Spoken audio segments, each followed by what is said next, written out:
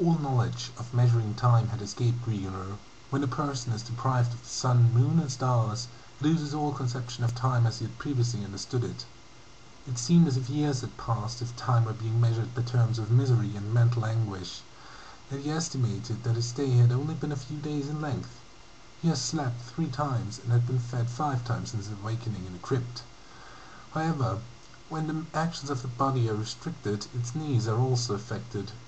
The need for nourishment and slumber are directly proportional to the functions the body has performed, meaning that when free and active Grigionor may become hungry every 6 hours and witness the desire for sleep every 15 hours, whereas in his present condition he may encounter the need for food every 10 hours and the want for rest every 20 hours.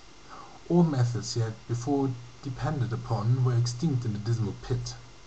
Hence, he may have been imprisoned for 10 minutes or 10 years, he did not know, resulting in a disheartened emotion deep within his being.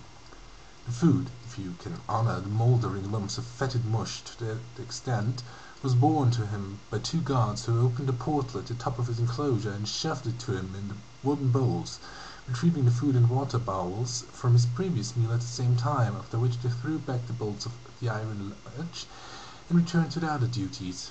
Since deprived of all other means of nourishment, Grigionor was impelled to eat the tainted slop in order to ward off the pangs of starvation, though as he stuffed it into his mouth with his filthy fingers and struggled to force it down his throat, he imagined it was that which had been spurned by the hounds stationed at various segments of the palace. There was little in the barren vault that could occupy his body or mind. He had paced out the length and width of the enclosure time and time again, and tested every granite slab which consisted the walls of the prison, in hopes of finding a hidden passage to freedom, all of which was to no avail other than to keep him busy and distract his mind from wandering to thoughts of what he believed was his future. He had memorized the number of strides from one end to the other of the cell, and knew the exact number of slabs which made up a bleak dungeon. Numerous schemes were introduced and alternately discarded in turn, as he succored to unravel to him no means of escape which stood the slightest chance of success. Anguish continued to mount as his means of occupation were rapidly exhausted. Suddenly, without no tithe, he was routed from his contemplations as he detected a faint scratching sound at the end of the crypt opposite him.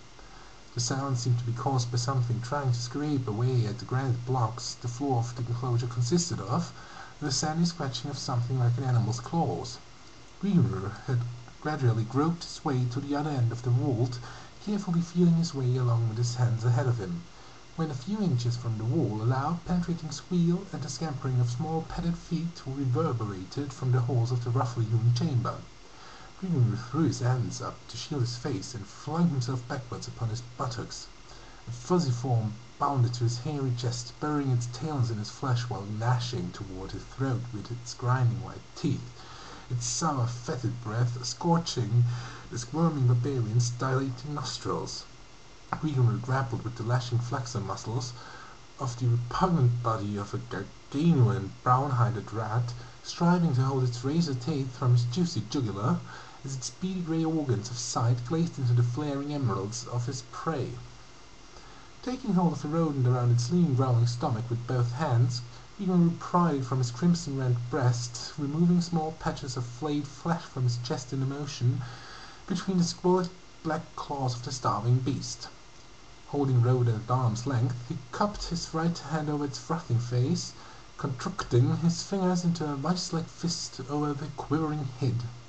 Retaining his grips on the rat, Grigionor flexed his outstretched arms while slowly twisting his right hand clockwise and his left hand counterclockwise motion. The rodent let out a tortured squall, growing scarlet as it violently dug its foam-flecked fangs into the barbarian's sweating palm, causing his face to contort to an ugly grimace as he cursed beneath his breath. With a loud crack, the rodent's head parted from its squirming torso, sending out a sprinkling shower of crimson gore, and trailing a slimy string of disjointed vertebrae, snapped trachea, esophagus, and jugular, a disjointed hyoid bone, morose purple stretched hide, and blood-seared muscles. Flinging the broken body to the floor, Grigionor shook his blood-streaked hands and wiped them against his thigh until dry, then wiped the blood that had showered his face and from his eyes. Again seating himself upon the jagged floor, he prepared to once more revamp his glum meditations. He told himself that as long as he still breathed the gust of life through his lungs, hope was not lost. He told himself this, but found it hard to comprehend his gloomy surroundings.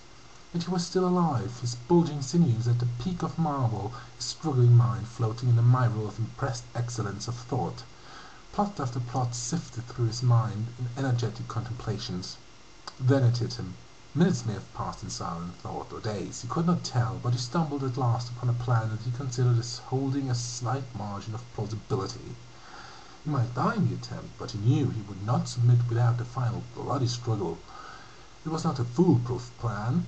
It built upon a store of renewed vortexed energy in his overwrought soul. Though he might perish in the execution of the escape, he would still be escaping the life of infinite torture in store for him. Either way, he would still cheat the gloating prince of the succored revenge his sadistic mind craved so dearly.